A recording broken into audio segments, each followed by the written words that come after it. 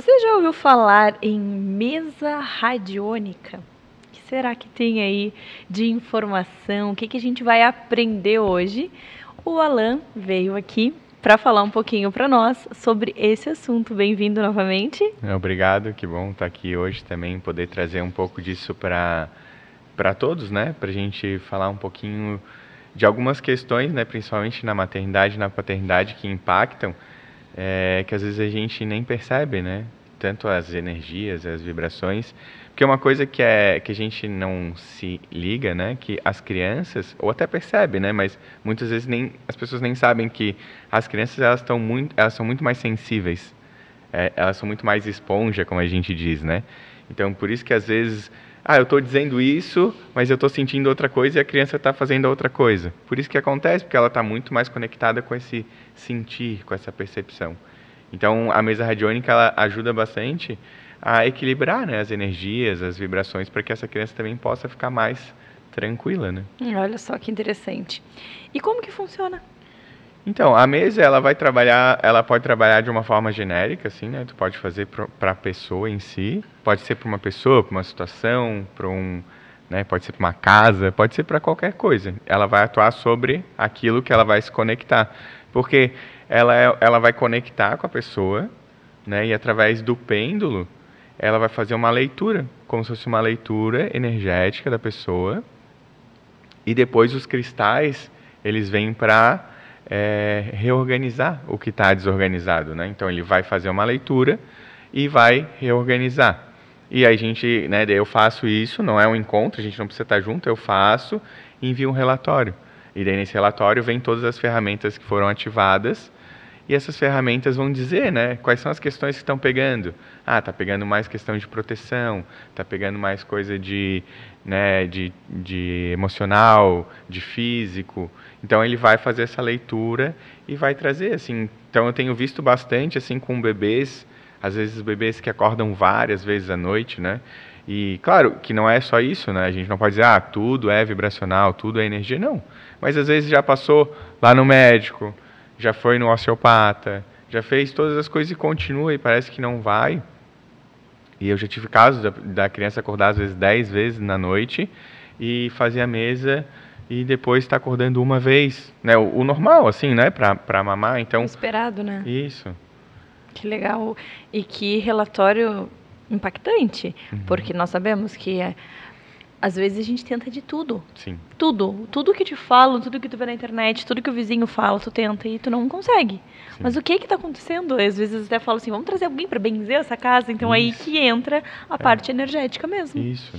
A mesa vai fazer todas essas limpezas, né, todos esses reequilíbrios, porque às vezes tem alguém ali, né, um familiar, um pai, uma mãe ou alguém que mora que está desequilibrado, não desequilibrado, né, mas tá com um pouco, a energia está mais agitada, ou está mais preocupado, ou está mais angustiado. Então a mesa vai também trabalhar isso para que a criança, e não só para a criança, né, pode ser feito também para os pais, pode ser feito para casa, né, em si. Mas nesse caso, né, que a gente está falando aqui dos bebês e das crianças, né, vai ajudar a harmonizar o campo daquela criança para que ela possa descansar, para que ela fique às vezes menos teimosa, ou às vezes a criança está num momento mais raivosa, né, está num momento mais de birra, de mais pensamento fixo, assim, firme. Então a mesa ajuda a equilibrar, assim, né.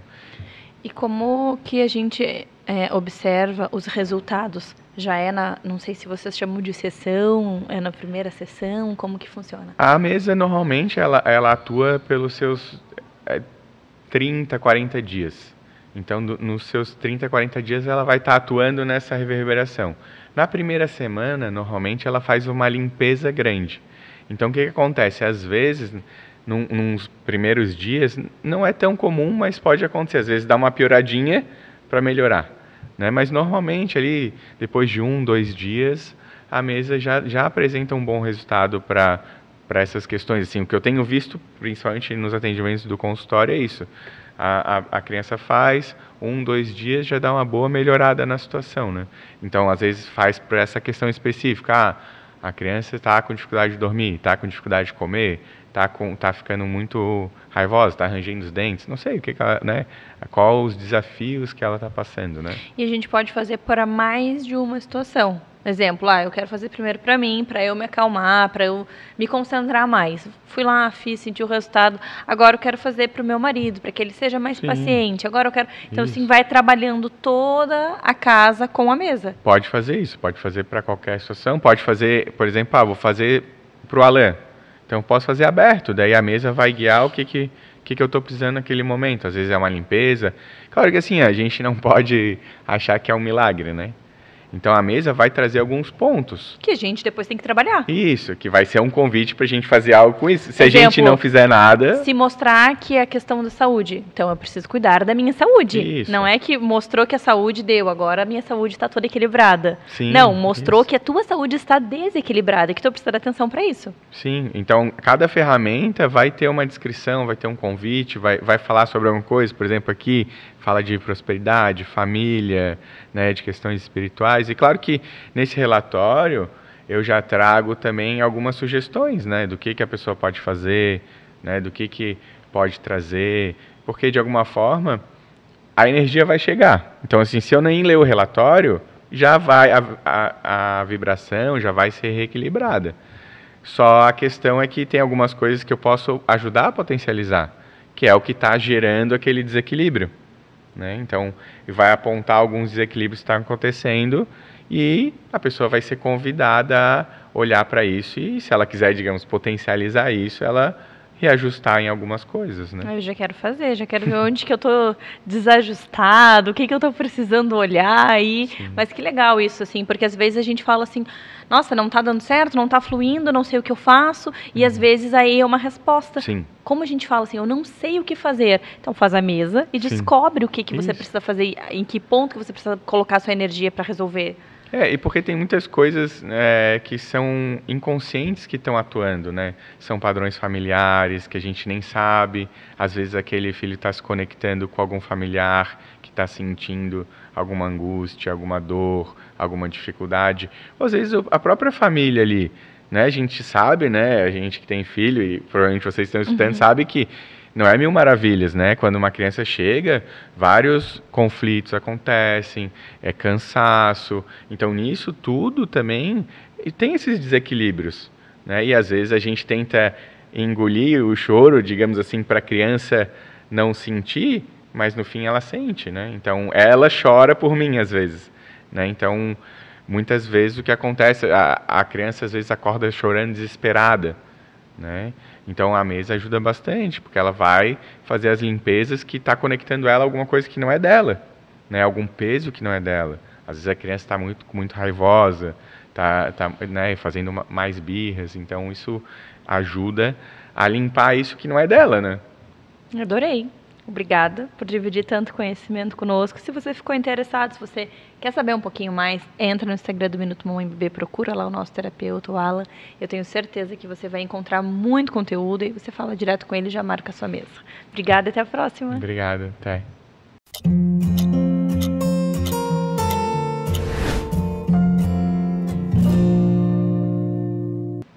Você já ouviu falar em medicina integrativa? Eu tenho certeza que sim, mas hoje a gente vai conversar com o Dr. Luciano, que está vindo a primeira vez aqui na TV para realmente entender o que significa, para a gente falar aí o que é mito, o que é verdade. Bem-vindo ao programa. Obrigado pelo convite, Mariana. Eu amo esse assunto e eu acho que a gente tem muita coisa importante para falar. Amamos, né, que a medicina integrativa é uma paixão. Ela não é uma especialidade médica.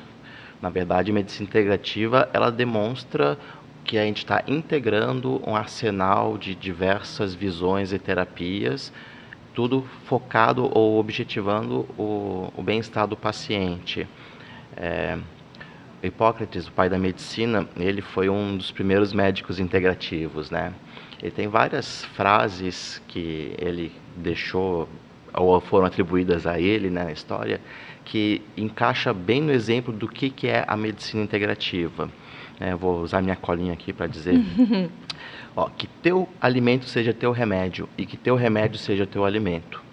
Então, quando ele fala isso, né, dentro da medicina integrativa hoje, a gente já busca os alimentos naturais, sem agrotóxicos, que eles não desencadeiam nenhuma alergia ou dificuldade de digestão, que tudo isso vai ter consequência mais para frente, né? Então, o Hipócrates já contava isso nos tempos antigos.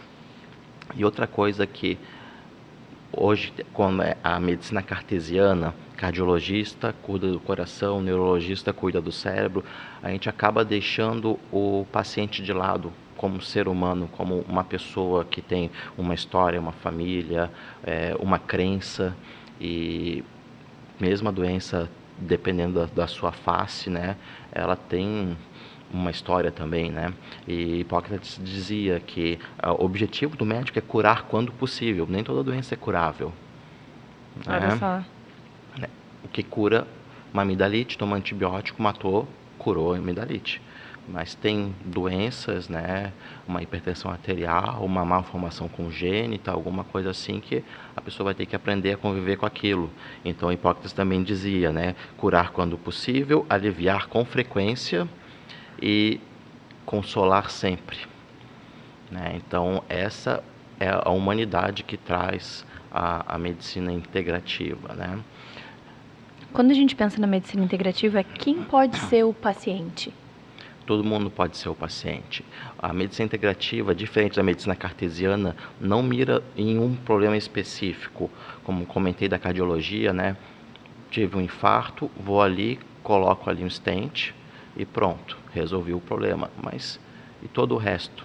Né? A medicina integrativa, ela vai ver a pessoa como um todo e vai abordar o paciente tanto no campo biológico, que é o corpo que está aqui presente, né, o corpo mental, as suas ideias, seus pensamentos, suas crenças, né, o seu ecossistema, onde ele está inserido, onde ele mora, a comunidade, as suas famílias, a atividade que ele desempenha, tudo isso observando como isso afeta no seu processo de saúde e doença. E ainda, extrapolando ainda mais, que essa parte que é muito controversa, eu conheço, mas não acabo abordando isso no meu consultório, que não é meu foco. Situações quânticas, bioenergéticas, que extrapolam o campo do físico, que chama o extrafísico, né, ou até o etéreo. Tudo isso é parte do processo de adoecimento. Né? Começando aqueles casos de doenças transgeracionais. O que é isso? A sua avó teve endometriose, a sua mãe teve endometriose. E daí você acaba tendo endometriose por quê? Tem um ramo, uma ferramenta, gosto de tratar assim, os ramos que a medicina integrativa agrega como ferramentas. Por exemplo, a medicina germânica acaba de mostrar ou de tentar justificar o que está acontecendo com essa doença que vem passando de gerações em gerações. E acho que eu vou começar a contar as ferramentas que a medicina integrativa traz. Cada ferramenta pode ser tema de mais uma discussão interminável. Eu imagino. Na parte filosófica, né? Eu gosto muito, né, que a gente tem aqui um copo d'água. Teve um pesquisador japonês, Isao Imamoto, se não me engano, meu japonês não está muito afiado ultimamente, que ele era um fotógrafo e ele fotografava cristais de água. Daí no estudo dele ele começou a botar mantras budistas, orações, palavras de bem-querer, e ao fotografar esses cristais que fazia ao congelar a água, ele tinha um padrão harmônico, bonito, que mostrava beleza, equilíbrio. E ao mesmo tempo, quando ele falava para essa água entonações de ofensas, de xingamento, a água tinha um padrão caótico. Tem um livro desse, depois eu posso te passar. Tem um documentário no YouTube de mais ou menos 2 horas sobre a vida e o trabalho do Isao. E acaba que a gente consegue se identificar com o trabalho dele. Somos 70% água. E sabe aquele dia que tudo dá errado e tu xinga e tudo dá errado? A gente está vibrando nessa frequência do negativo. Como a gente é água, a gente reflete isso. A homeopatia também trabalha com essa parte energética de frequência, chama de frequenciais. A homeopatia também é uma ferramenta da medicina integrativa. A homotoxologia também é uma ferramenta da medicina integrativa. E a biorressonância também, né? Rapidamente, né? A homeopatia é uma especialidade médica reconhecida, onde ele passa para a água ou para um carreador a energia daquela substância que, pelo o manual que eles trabalham, demonstra que aquela substância causa aquela doença, logo ela vai ser o antídoto para aquela doença. É assim que funciona a homeopatia. Então eu vou hiperdiluir para que não encontre mais a substância na água ou no glóbulo e encontre só a energia frequencial da substância, que o corpo vai entrar em ressonância e vai buscar o equilíbrio. A homotoxologia também acredita que o ambiente que nos adoece e cada parte dos sistemas que compõem o corpo, ele vai se carregando de toxinas, por isso que é homotoxologia, e essas toxinas, elas se acumulam até determinado ponto que o corpo ele coloca para debaixo do tapete, até não conseguir mais esconder, e a gente começa a ter remodelamento do tecido. Daí a gente está numa fase irreversível daquela situação. Continuando assim, cada órgão vai chegar no seu fim, ou com câncer ou com uma fibrose, né? Então, uma intoxicação do fígado vai dar uma sobrecarga no fígado, vai dar um fígado gorduroso, começar a mudar a estrutura do fígado com fibrose e cirrose. Na cirrose até câncer. Então, essa é a evolução que a homotoxologia conta, e usa também uma medicação como se fosse uma homeopatia, só porque a homeopatia dilui bem mais e a homotoxologia já é uma carga de diluição diferente. A biorressonância também é interessante, tem vários métodos e vários jeitos de ser feito. Existem aparelhos que é usado na Europa, né, chamado de Vega Test e tudo mais. Muito controverso, realmente, né, não faço. Eu tenho um kitzinho que eu fiz na especialização, eu tive aula, que ele mede a interferência da substância no teu campo, no campo energético.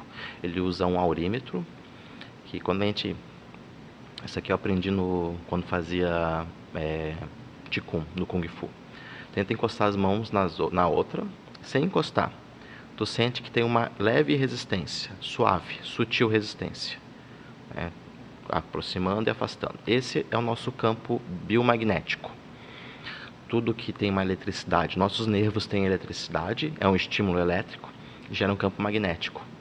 Então esse campo magnético a gente sente sutilmente. Então com o aurímetro, que é a ferramenta que eles usam, pode ser usado qualquer outra ferramenta para tentar sentir esse campo magnético, segurando ali a substância, eu posso afastar ou aproximar do campo. Quando o aurímetro afasta do campo, ele está perturbando o meu campo magnético. Ou quando ele está aproximando, ele está atraindo o campo magnético. A gente faz um teste, uma calibragem, por exemplo, meninos usam um marcador de testículo, porque todo menino tem testículo, e menina de mama ou ovário, para ver se o máximo que ele foi com esse testador é o máximo que eu vou esperar naquele momento, porque o campo magnético, televisão, antena de celular, tudo interfere nessa aferição. Vamos ver o que mais que a gente pode falar da medicina integrativa. Nós vamos deixar para a próxima entrevista. Nem comecei. Já chegamos aí no nosso tempo. Então a gente tem muito assunto pela frente. E se você gostou, se você quer entender um pouco mais sobre o assunto, eu convido que você continue nos acompanhando, que o doutor vem novas vezes aqui, várias vezes, para dividir muito conhecimento e conteúdo. Obrigada por todas essas explicações e até a próxima. Satisfação estar aqui.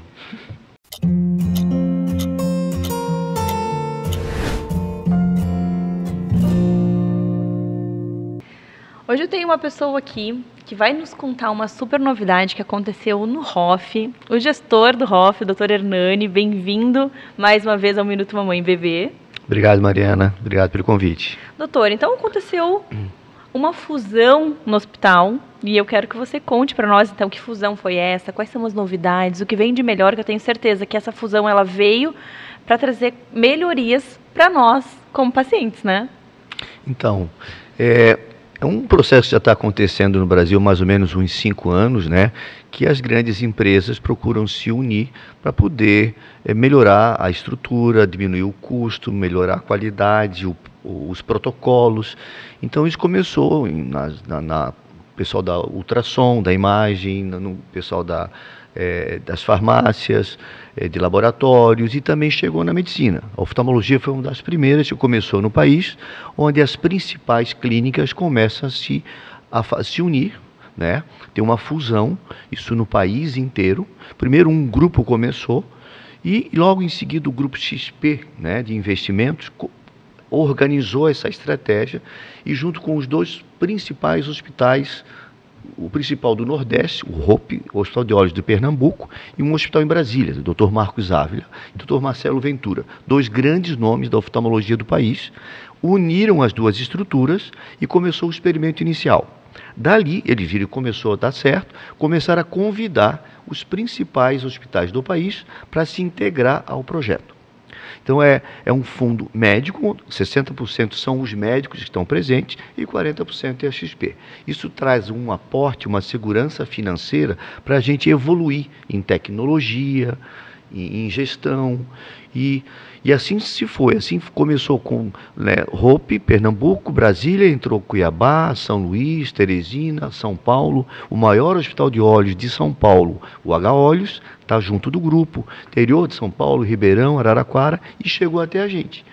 Há uns 2 anos a gente vem namorando, sentindo, avaliando o perfil, e a gente ficou muito feliz por ser procurado, e são os grandes nomes da oftalmologia do país. A gente sentiu muito orgulho da gente ser lembrado, né, um estado pequeno, e o Hospital de Olhos ser convidado para fazer parte desse grupo. Então isso facilita muito, Mariana, tipo, o mesmo protocolo, o mesmo prontuário, o mesmo sistema. Então tu está no Rio, está em São Paulo, teve algum problema com a família, tu entra num dos hospitais que está na fusão, tu tem todo o teu prontuário lá. Teresina, São Luís. Então isso está trazendo uma solidez muito grande, investimentos, equipamentos que a gente fazia muita conta para conseguir trazer uma máquina de última geração. Agora não, é um grupo muito forte. Então a gente vai passar a ter alta tecnologia, a gente tem reuniões semanais, encontros online com todos esses médicos, que são os grandes nomes do país. Então a gente passa a ter acesso a decisões, ao diagnóstico de alguma patologia um pouco rara, que a gente quase não vê, está lá o grupo todo dando apoio. Então a gente vê isso como um grande avanço para Florianópolis, para a grande Florianópolis, para Santa Catarina. Bem como eu comecei falando lá no começo, para vocês terem entrado nessa fusão, com certeza, muitos benefícios nós, como pacientes, teríamos. Então, aí a gente pensa nesse diagnóstico de doenças raras, porque às vezes não aconteceu aqui em uma região, já aconteceu em outra região, e depois pode vir, principalmente nesse período de férias, enfim, um vírus novo, ou até uma doença, né? Equipamentos. Então, assim, equipamentos de última geração, que a gente sabe que vocês sempre prezaram muito pelo bom atendimento, por equipamentos bons, mas quando a gente fala num grupo aí que uniu forças, isso toma uma proporção ainda maior, né, doutor? Exatamente. Também chamou muita atenção, que pesou muito para a nossa decisão, os colegas médicos. Já existe uma harmonia entre esses médicos. A gente já conhecia de congresso e tal, né? Então, a gestão dos seus negócios não tem muita semelhança, sabe? Então, a gente está num momento muito feliz mesmo. Estou muito feliz com essa decisão tomada pela gente. E é algo novo, doutor? Quando que se firmou mesmo? Quando que essa fusão foi consolidada? Fazem mais ou menos 6 meses que a gente consolidou a operação. Então é bem recente. Imagina, um bebê de 6 meses comparado aí a um bebezinho. Então tem todo o processo aí de engatinhar, para começar a caminhar. Então olha que legal, né? A gente poder dividir essa novidade e saber que, mais uma vez, quem ganha somos nós como pacientes, né? Exatamente, acho que traz uma segurança muito grande para a gente, para os profissionais, para os nossos colegas médicos. Hoje nós estamos aí falando em mais ou menos 130 funcionários, 70 oftalmologistas no ROF, usuários do ROF. Então isso traz uma segurança muito grande, né, para o funcionário, né, que tem uma empresa forte por trás, como também para os colegas médicos, que vão estar usufruindo do que tem de melhor, de mais alta tecnologia na oftalmologia. E quando a gente pensa aí em estrutura estrutura do hospital.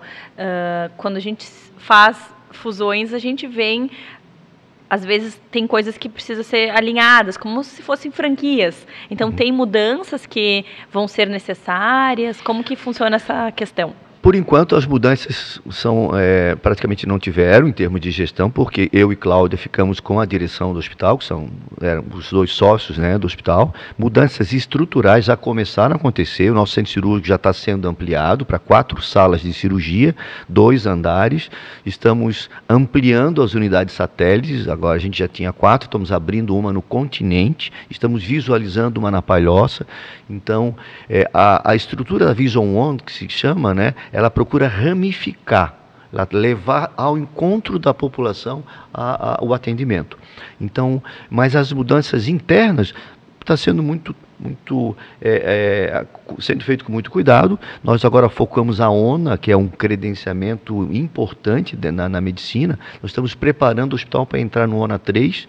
Isso, na oftalmologia, no nosso estado, não existe um hospital credenciado na ONA. E a gente já está começando os passos para fazer o credenciamento. Nossa, que legal. A gente fica muito feliz, porque é um avanço muito grande, né? A gente sabe que quase todo mundo da população tem alguma doença de visão, né? E saber que a gente tem um lugar aqui nosso, em Florianópolis, nessa qualidade, é algo que me deixa realmente muito feliz. Também, Mariana, assim, poucas pessoas estão sabendo disso, né? Agora me chamou, a gente vai ter bastante gente sabendo. A gente está indo aos pouquinhos, né? Divulgando aos poucos, né? E aqui está sendo o primeiro contato que eu estou tendo, assim, de falar abertamente, assim, sobre todo o nosso projeto. E aí vem a unidade no Estreito também, uma super novidade. O que a gente pode falar sobre essa novidade também? O Estreito, as unidades satélites vão ser unidades que são feitas para fazer o atendimento básico, né? A consulta, os exames básicos, e dali os pacientes que são cirúrgicos vão todos para o hospital, para a unidade central, né? Onde lá vão ser realizados os procedimentos cirúrgicos. Mas as unidades satélites já tem em Biguaçu, que foi a primeira, da minha terra natal, da minha cidade. Depois temos Campeche, tivemos SC 401, Ingleses, e agora a próxima é o Continente, no Estreito, e estamos visualizando a Palhoça. Que legal, doutora, adorei. Adorei as novidades, muito obrigada por dividir aqui conosco. Tenho certeza que vai ser sucesso, assim como tudo que vocês fazem lá no ROF. E até a próxima. Obrigado, Mariana. Parabéns pela tua iniciativa, né? Tua diversidade dos temas que tu traz para a comunidade, tá? Então, parabéns. Continua sempre assim, tá? Obrigada.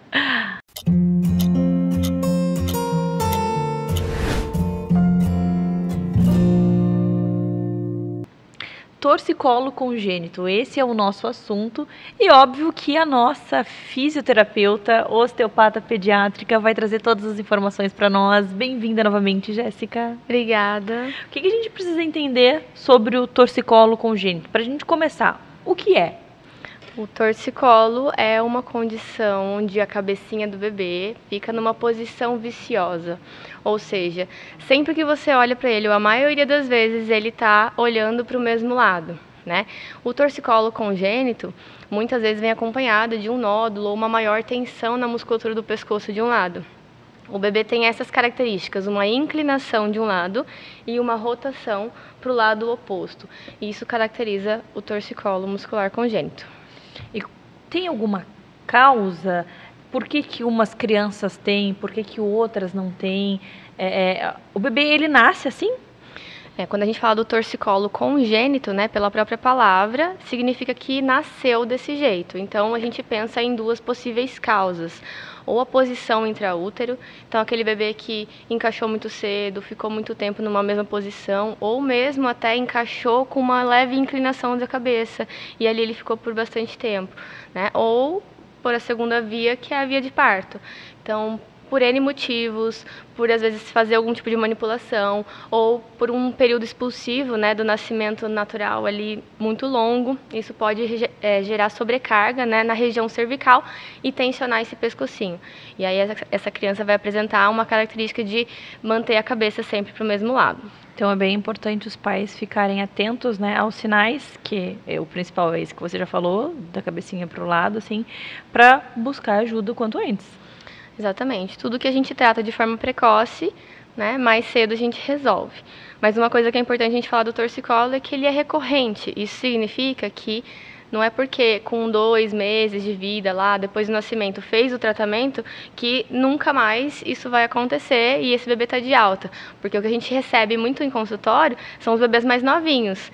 E o que a gente acaba esquecendo muitas vezes de reforçar para a família, né, é que esse torcicolo ele pode reaparecer em qualquer momento da vida, até mesmo depois dos 12 meses. Então já atendi bebês com 1 ano e pouquinho, que já estavam andando e de repente ficava com a cervical travadinha de novo, inclinada. Então, é realmente ficar atento, mesmo depois da alta com a fisioterapia, com a osteopatia, que em algum salto de desenvolvimento, algum estirão de crescimento, né, ou manuseios, muitas vezes muito tempo no bebê conforto, em alguma viagem que a família faz, muita gente pegando no colo, tudo isso pode ser gatilho para esse torcicolo voltar.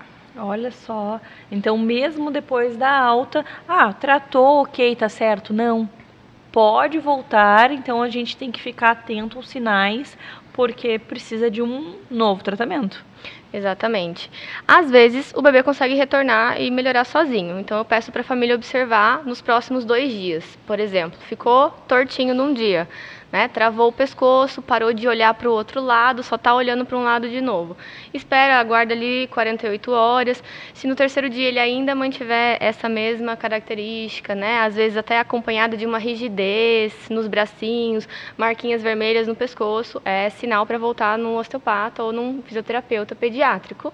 Né? E questão de, às vezes, uma sessão já é o suficiente para daí soltar e voltar o bebê a ter os movimentos normais do pescoço. Olha só, e como a gente falou ali, o torcicolo congênito, o bebê nasce com o torcicolo e não existe a possibilidade de esse bebê aí que tá com 1 aninho apresentar e não ter apresentado lá no começo. O que pode acontecer é que a mãe não notou e não tratou e aí só nessa idade descobriu. Como que é essa relação, assim, pra gente entender? Existe a possibilidade de um bebê de 1 ano nunca ter tratado e aí com 1 ano a família descobrir? Já aconteceu isso?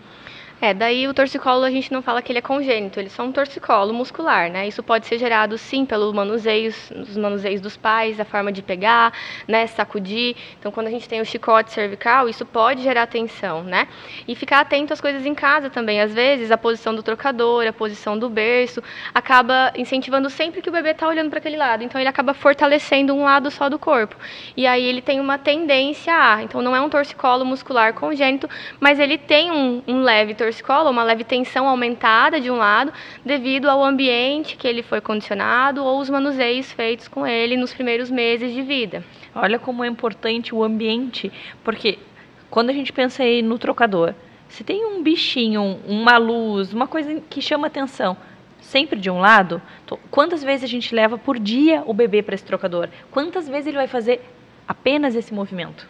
Exatamente, então é sempre estar estimulando os 2 lados, né? Garantir que o seu bebê ele sempre tenha estímulos audiovisuais para os 2 lados. Ficar atento à amplitude de movimento, à qualidade do movimento também é importante. Então, às vezes ele olha para a direita super rápido e para a esquerda ele olha, mas ele não vai completamente ou então ele vai muito lentamente, né? Então são sinais também que a gente fica atento para diagnosticar, para levantar o sinal de alerta de que alguma coisa não está legal. E algo que eu acho bem importante da gente falar é que quando a gente tem dúvida, quando a gente suspeita de algo, a gente não fica esperando muito tempo. A gente já busca um profissional qualificado para que o profissional faça a avaliação. Porque a gente sempre fala que o melhor tratamento é a prevenção, né? E também, assim, quando a gente começa um tratamento cedo, o resultado é mais rápido. Então, assim, não ficar esperando muito tempo. Ficou com dúvida? Busca ajuda. Deixa que o profissional avalia, né? Com certeza. E aí tem 2 testes que a gente pode fazer em casa que pode já ajudar a identificar, né? O pai ficar mais atento e tomar a decisão de levar ou não no profissional. Que é testar o movimento da rotação do pescoço. Então o pai vai gentilmente rodando a cabeça do bebê e a cabeça precisa ter amplitude de encostar a bochechinha na cama. Dos 2 lados. E os ombrinhos não podem mexer quando ele fizer esse movimento. Sabe quando a gente está com torcicolo, que a gente gira e vem o ombro junto? Isso não pode acontecer. Então tem que ter amplitude completa para os 2 lados, ele tem que conseguir ficar dos 2 lados. E uma outra alternativa para a gente também diagnosticar é olhar a cabecinha do bebê. Então, se a cabecinha começar a ficar achatada só de um lado, né, são as assimetrias cranianas, a plagiocefalia, então começou a ficar achatada a cabeça também, quer dizer que esse bebê está apoiando muito mais, olhando muito mais para um lado do que para o outro. Olha, testes excelentes. Então já dá para fazer em casa, analisar a cabecinha e fazer esse movimento, né, esse estímulo para virar para um lado, para virar para o outro e também gentilmente com a mão. Eu sempre falo assim que a gente tem que ter muito cuidado, porque às vezes pode machucar, se realmente está com alguma coisinha e forçar demais, pode piorar a situação. Então a gente sempre usar essa forma gentil de fazer esses movimentos, né? Exatamente. Adorei. Obrigada por nos ensinar tanto, por dividir tanto conhecimento. E agora a gente pode fazer esses testes em casa, avaliar e já ter mais assim precisão no que a gente vai passar para o profissional que vai nos atender. Olha, eu já fiz os testes, né? Então isso também ajuda vocês, né, no processo. Com certeza. E também, obviamente, vocês vão repetir o processo, mas mesmo assim já tem uma avaliação de casa. É isso aí. Até a próxima. Muito obrigada. Adorei. Até.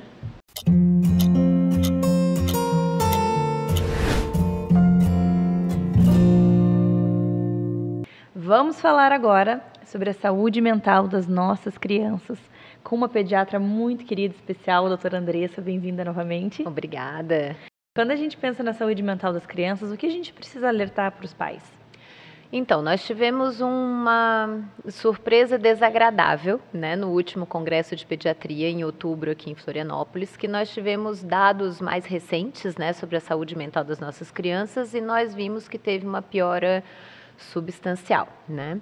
Então, avaliaram crianças a partir de 5 anos de idade, até ali os 19, né, a faixa etária avaliada, e nós tivemos um índice de lesões autoprovocadas que chegou a duplicar em determinadas faixas etárias. E aí você lembra de lesão autoprovocada até o suicídio, né? Então, a gente precisa tomar bastante cuidado para poder prevenir esse tipo de coisa nas nossas crianças. Uma das primeiras coisas que a gente sempre fala, inclusive em consultório médico, é que a gente precisa desenvolver a resiliência das nossas crianças. E resiliência é uma coisa aprendida, você não nasce com. Então, os pais precisam fazer com que essa criança desenvolva essa resiliência. O que é a resiliência, né? Que vem a grande coisa, né? É a capacidade de você se adaptar a diferentes situações que acontecerem na sua vida, principalmente as desagradáveis, né? Você tem que aprender a fazer o desvio de rota, né? Então, isso tem que ser aprendido, não tem jeito. E a gente só consegue ensinar as nossas crianças a fazer isso quando a gente dá a elas uma certa liberdade controlada, né, nas coisas. Então, não adianta a gente ter aqueles pais que a criança pode escolher o que ela quiser dentro do mundo inteiro de opções. Não, a criança não tem capacidade para escolher dentro do mundo inteiro de opções porque ela ainda não sabe o que é o bom e o que é ruim para ela, né? Então, você faz uma pré-escolha e aí você dá para ela a liberdade de escolher dentro daquilo que você já selecionou que é bom, né? Porque aí você deixa ela ter autonomia, né? Isso é bom para ela poder escolher, ela decidir, mas dentro do que é seguro para ela, né? Outra coisa é você deixar a criança fazer as coisas, isso é importante, né? Tipo tarefas domésticas mesmo. À medida que a criança vai crescendo e você vai vendo que ela vai tendo habilidades para fazer determinadas coisas, começa a deixar por conta dela, né? Tipo arrumar a cama, ou ajudar a tirar o lixo, sabe? Essas coisas básicas assim que a gente consegue deixar a criança fazer, isso te dá uma ajuda e isso faz com que a criança tenha a noção de responsabilidade, né? Se tiver um animalzinho em casa, ela colocar comida na água, sabe? Essas coisas básicas, assim, isso tudo ajuda a criança a desenvolver resiliência, né? Outra coisa é quando a criança tem algum conflito, né? Então, você tem sempre que tentar fazer a criança acalmar, e aí tem muita gente falando sobre você usar o mindfulness, né? Para a criança respirar, concentrar, voltar, acalmar a mente, né? Para ela depois resolver o conflito, né? Então, você começar a ensinar a criança a respirar, a ela fazer alguma coisa que ela acalme quando ela estiver nervosa, dar nome aos sentimentos é muito importante também, né? Então, dizer para ela, não, eu sei que você está com raiva, eu sei que você está frustrado porque você não pode fazer, entendeu? Dizer para ela que ela aprenda a te trazer isso de volta com o tempo, entendeu? Ela te explicar o que está acontecendo. Porque a coisa mais difícil do planeta é você ter um filho ali dos 2 até os 4 anos, que é o período em que eles mais estão aprendendo esse tipo de habilidade, né, social, assim. E aí a criança está ali chorando e você não sabe por que que ela está chorando e ela não consegue te dizer por que está chorando. Se é raiva, se é frustração, se ela tentou fazer alguma coisa e não conseguiu, se ela está chorando de tristeza, o que que é, né? Então, à medida que você consegue perceber, porque mãe percebe, mãe e pai sabem por que que a criança está chorando. Mas à medida que você consegue perceber o que está acontecendo e dar o nome para que a criança aprenda a te passar isso numa próxima situação, facilita muito, né? E quando a gente pensa nesse estudo que trouxe tantos números que nos deixam Preocupados. com certeza, tem uma causa, talvez a falta de tudo que você citou? A gente tem algumas causas, né, no nosso mundo atual. A gente tem as telas, né, que trouxe alguns malefícios bem importantes que nós estamos conseguindo, inclusive, mensurar agora, né? Então, nós estamos tendo vários estudos mostrando que a tela atrasa o desenvolvimento cognitivo, atrasa o desenvolvimento psicossocial da criança, atrasa a criança a falar, por exemplo. Isso é um problema, né? A criança que não fala, ela não interage. É muito difícil para ela se comunicar, dizer o que ela precisa, e essa criança ela fica mais irritada. A gente tem estudos mostrando irritabilidade absurda em crianças de 3 anos até 5 anos, quando ela é exposta à tela há muito tempo. Você tira a tela, pronto, a criança volta ao normal. Entendeu? Então, a gente tem muita coisa. E uma outra coisa das telas, principalmente das redes sociais, o acesso às redes sociais para a criança, é a comparação. E isso está adoecendo as nossas crianças de uma forma assim que a gente nem imagina. Porque elas veem aquelas crianças que estão ali na internet, que estão lá com altos sucessos, muitos likes, que tem milhões de coisas, até porque essas crianças vendem coisas, né, na internet, e elas acham que a felicidade está naquilo, e se ela não tem, ela não é feliz. E aí você cria uma criança ansiosa, deprimida, né, porque ela está se comparando com uma pessoa que não tem a mesma realidade que ela, não vive no mesmo mundo que ela, não tem a mesma vida que ela. E também, muitas vezes, nem posta tudo que acontece na vida dela. Porque eu penso assim, nenhum influenciador, tanto adulto quanto criança, tem uma vida perfeita. Não. E quando tu olha recortes da vida de uma parte boa. E todas as pessoas que estão assistindo olham só aqueles recortes. Exatamente. Você imagina que para nós adultos já é difícil você lidar com aquilo e você entender, não, isso aqui não é a minha realidade, né? Então, sei lá, gosto de ver por algum motivo, mas não dá para comparar minha vida com a dessa pessoa. Já é difícil para um adulto fazer isso. Você imagina uma criança. É quase impossível ela conseguir fazer isso. Então, essa comparação é muito ruim. Uma outra coisa que a gente tem estudado bastante é o efeito do meio ambiente na saúde mental das nossas crianças. E é muito legal, assim, quando a gente vê que a criança que tem mais exposição a ambientes arborizados, animais, né? Ela tem menos ansiedade, menos depressão. Então, a exposição a ambientes naturais é muito legal para a criança. E a gente agora tranca as crianças dentro do apartamento. Doutora, e tem sinais para os pais ficarem alerta para que não chegue num suicídio? Sim, a criança geralmente ela começa a dar sinais, né? Um dos sinais é quando ela muda o comportamento muito bruscamente, né? Isso é um alerta principalmente para quem é pai de pré-adolescente, adolescente, porque já é um período difícil, né? E aí, de repente, o teu filho muda demais, né? Tem que ficar de olho, né? Outra coisa muito importante é você estar atento ao que ele vê nas redes sociais. Infelizmente, a minha geração, por exemplo, que tenho 43 anos, a gente não tem tanta habilidade com as redes sociais como a gente deveria. Mas eles têm. E eles conseguem encontrar, gente, lugares onde eles têm informações sobre como se autoagredir, muito fácil. Então, assim, esses desafios que são perigosos para a saúde, eles acham isso o tempo inteiro. Então, assim, precisa estar de olho mais próximo, assim, para ver o que ele está acessando, né? Não deixar ficar na tela sem estar alguém próximo, né? Principalmente em casa, assim, não deixar ele isolado no quarto, ele, ela, né? Assim, a criança em si, né?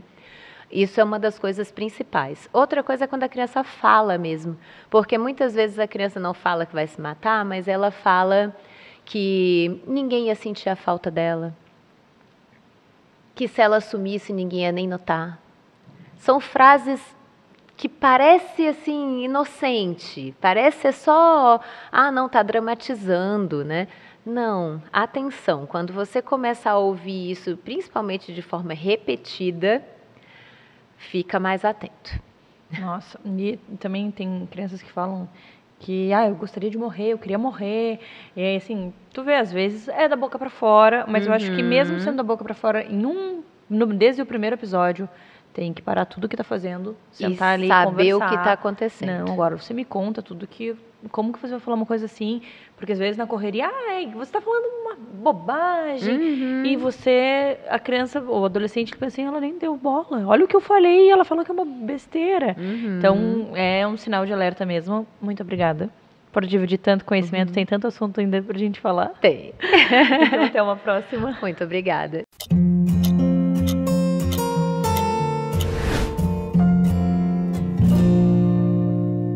Dor na relação e endometriose. Será que tem ligação, Dani? Tem ou não tem ligação? Conta pra nós. Tem ligação, Mari, tem ligação. A endometriose está muito em alta, né? Que bom que nos últimos anos aí veio muito na mídia e aí cada vez mais a gente está investigando a endometriose. Então, um dos sintomas bem clássicos, bem característicos da endometriose é a dor na relação. Mas o que eu venho trazer não é sobre a endometriose, né, Maria? É exatamente isso que a gente vê na prática. Muitas mulheres chegam no consultório relatando dor na relação e elas já vêm com esse diagnóstico fechado. Dani, eu provavelmente tenho endometriose porque eu tenho dor na relação. Isso é muito comum. E aí, quando a gente vai ver, né, quando a gente vai fazer a anamnese, conversar com essa paciente, avaliar, a maior parte das causas de dor na relação, infelizmente, não é a endometriose. As maiores causas de dor na relação são comportamentais, né? E quando a gente usa esse termo no consultório comportamental, tem muita paciente que eu digo que a gente joga um balde de água fria, né, na paciente, porque ela queria a resposta de aparecer num exame endometriose estaria resolvendo o problema dela. Infelizmente, não é isso que acontece. Quando a gente fala que é uma causa comportamental, existe algo ali que esse casal ou essa pessoa, essas pessoas envolvidas precisam olhar, observar, avaliar e resolver, né? E aí isso exige um pouquinho mais de trabalho e infelizmente não tem remedinho para isso. Então, o que eu quero dizer com comportamental, tá? Uma causa muito comum, né, é aquele casal, é aquela mulher que tem relação e não quer ter relação. Isso é muito comum. Automaticamente, o que acontece com essa mulher que não quer ter relação e está tendo relação? O nosso corpo precisa, né, geralmente, de mais ou menos 10 a 15 minutos de muita excitação para ter um alargamento de canal vaginal e para ter um preparo dessa musculatura para ter uma penetração. E aí isso muitas vezes não acontece. Por quê? Porque essa mulher está tendo relação e não quer ter relação. Então, o sistema excitatório mental dela não consegue dar essa resposta para o corpo excitatório, né, excitação de canal vaginal, e não consegue ter uma penetração ali de uma forma satisfatória, tá? Isso é uma causa disparada de dor. Então, qual é o tratamento para isso? Aí tem que conversar com esse casal, com as pessoas envolvidas, porque precisa ajustar mecanismo excitatório, conexão, desejo. Então, isso é uma consulta, e a gente necessita, às vezes, de mais de uma consulta para isso, né? E o casal, a pessoa, tem que estar disposta a resolver isso daí. Quando a gente pensa no casal, as mulheres perguntam, você atende meu marido? Posso trazer meu marido? Como é que acontece isso? Mari, isso é muito comum, tá?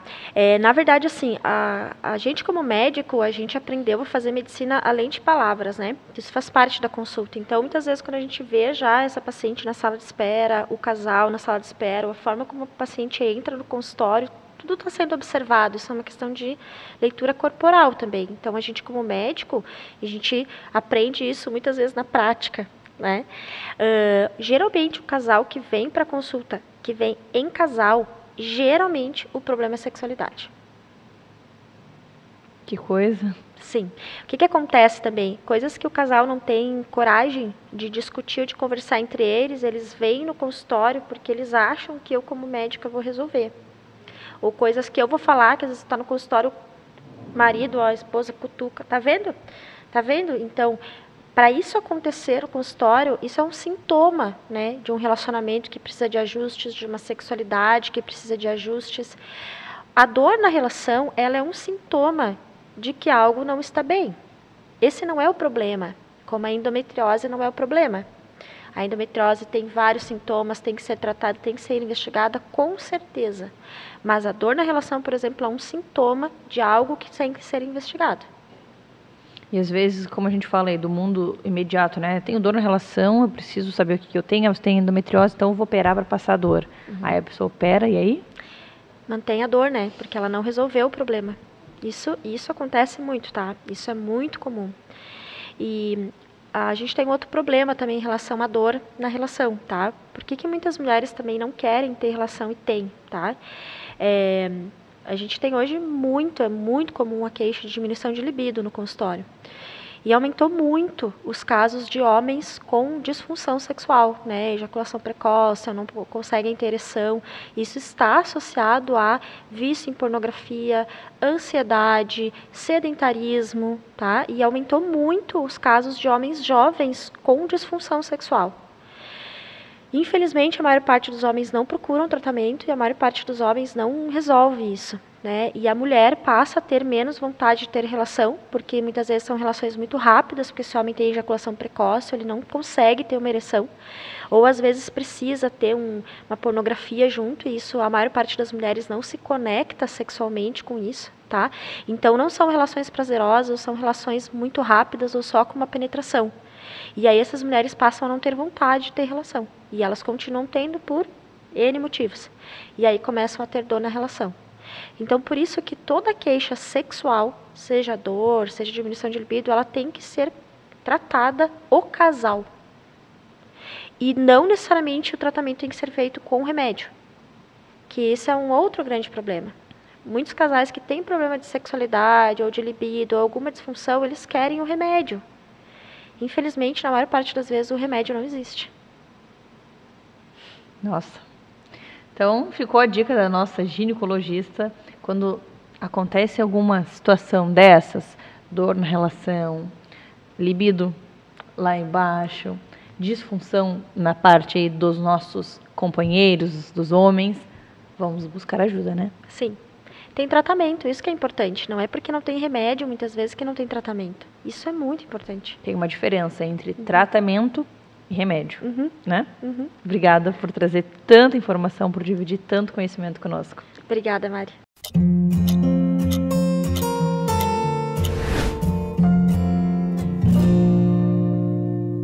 Cirurgia minimamente invasiva nas crianças. Óbvio que a nossa cirurgia pediátrica vai trazer todas as informações para nós. Doutora, como que é essa cirurgia minimamente invasiva? Então, a cirurgia minimamente invasiva, ela é uma alternativa à cirurgia tradicional, né, que é aquela com corte, aquela cirurgia maior, né, e basicamente é as cirurgias que a gente faz por vídeo. Então, são pequenos cortes, pequenos furinhos, às vezes, não chega nem a ser um corte grande, e que a gente consegue trabalhar tudo com pinças, né, dentro ali da cavidade abdominal, ali dentro da barriguinha ou dentro do tórax, muitas vezes, para diminuir tanto a dor no pós-operatório, né, o grau de invasão, digamos assim, que tem aquela cirurgia, que não tem aquele corte grande, melhora a recuperação no pós-operatório, ela é mais rápida, então tem várias vantagens para as crianças. E a diferença entre uma cirurgia e outra, né? Você falou aí sobre alguns pontos, mas quem escolhe, quem decide? É a família, é o médico, depende de cada caso? Depende de cada caso. Então, por exemplo, a apendicite, né? Maior parte dos casos hoje, a gente consegue fazer a cirurgia por vídeo. Todas as cirurgias que a gente conseguir escolher entre cirurgia aberta ou cirurgia por vídeo, Maior parte das vezes a gente vai tentar fazer o procedimento por vídeo. Claro, se não for agregar mais riscos para a criança. Mas então as cirurgias mais simples, como ali a cirurgia apendicite, né, a apendicectomia, a gente consegue fazer o procedimento por vídeo. Maior parte das vezes, hoje em dia, a gente acaba fazendo mesmo o procedimento por vídeo. Justamente por isso, os cortes são menores, né? Tudo bem, a cirurgia aberta tem um corte, que costuma ser mais ou menos assim, desse tamanho. Por vídeo são 3 cortezinhos, um no umbigo e 2 furinhos ali embaixo, né? Mas são furinhos, são bem pequenininhos. A maior parte das vezes, quando a criança chega depois para a revisão do pós-operatório, nem parece que fez cirurgia. Às vezes a gente até brinca assim, mas tu tem certeza que tu operou mesmo? Porque realmente o corte fica muito discreto. Além disso, a gente percebe que a recuperação das crianças é bem mais rápida. Então, quando a gente faz uma cirurgia aberta, a gente acaba tendo que abrir musculatura ali da barriga para que a gente consiga acessar lá dentro da barriga. E na cirurgia por vídeo, não tem isso. Então, a criança se recupera mais rápido, né? Cirurgia da vesícula, por exemplo, tirar a vesícula. Hoje em dia também, quase sempre a gente consegue fazer por vídeo o procedimento. Já é bem estabelecido assim, que por vídeo realmente a recuperação é muito mais rápida e não tem mais riscos assim, para a criança.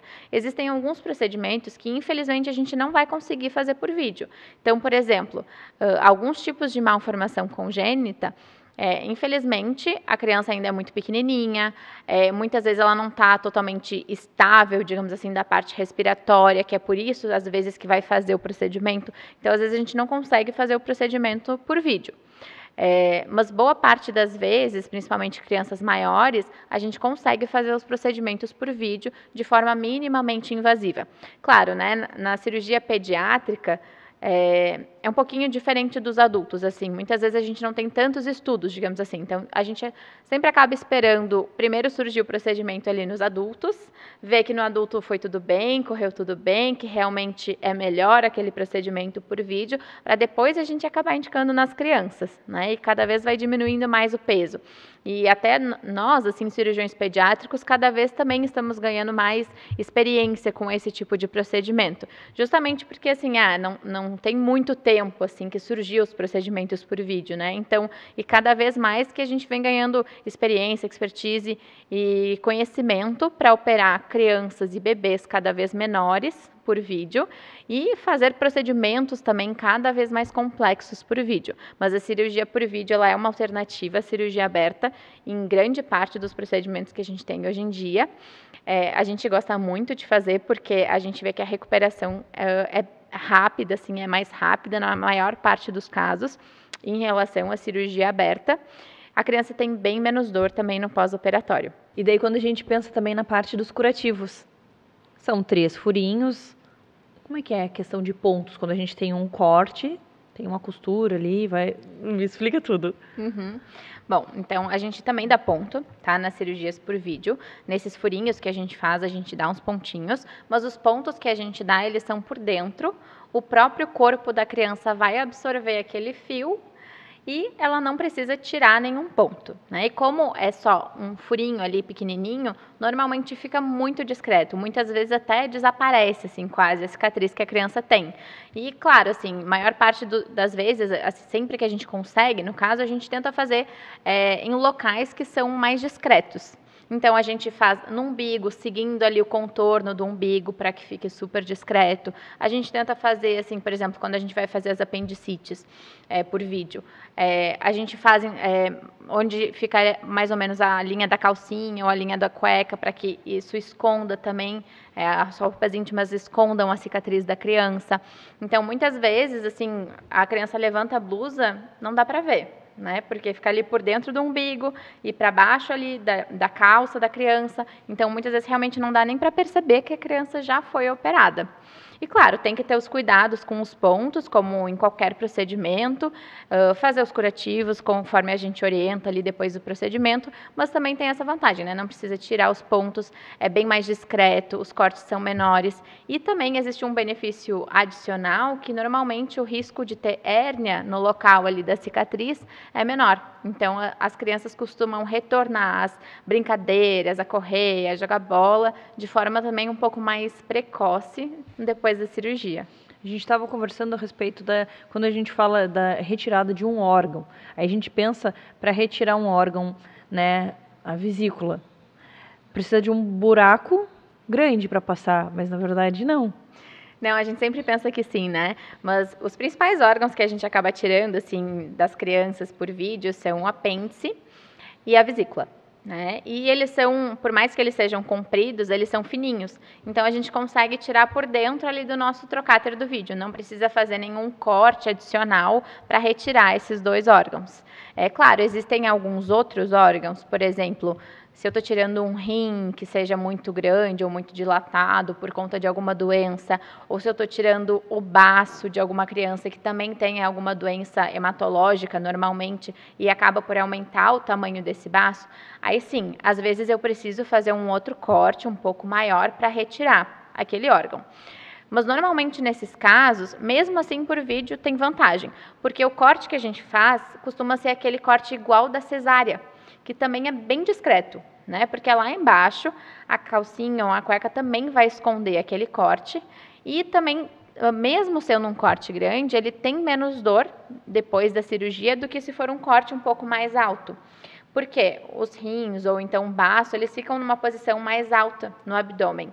Então, se eu for tirar de forma aberta, eu preciso fazer aquele corte ali no meio da barriga, que é bem superior aqui, entre o umbigo e as costelas, digamos assim, né? E esses cortes nessa região, eles são dolorosos e, além disso, depois da cirurgia, eles causam uma restrição na respiração por conta da dor. E isso causa um maior risco de fazer complicações respiratórias depois da cirurgia. Então, mesmo nesses procedimentos em que a gente precisa tirar órgãos maiores e que a gente vai precisar fazer um corte de qualquer forma para retirar esses órgãos, ainda assim, por vídeo, muitas vezes a gente tem benefício de fazer o procedimento, considerando a localização do corte, que é mais discreta, né? Até mesmo, muitas vezes, o risco de sangramento na cirurgia por vídeo é menor do que também na cirurgia aberta. Então, mesmo nesses casos, a cirurgia por vídeo, a cirurgia minimamente invasiva, ainda assim tem benefícios em relação à cirurgia aberta. Então, para a gente concluir, é uma evolução da medicina no universo aí cirúrgico e comparando uma com a outra, sempre a minimamente invasiva apresenta mais benefícios. Adorei entender um pouco mais e obrigada. Até a próxima. Até. Obrigada.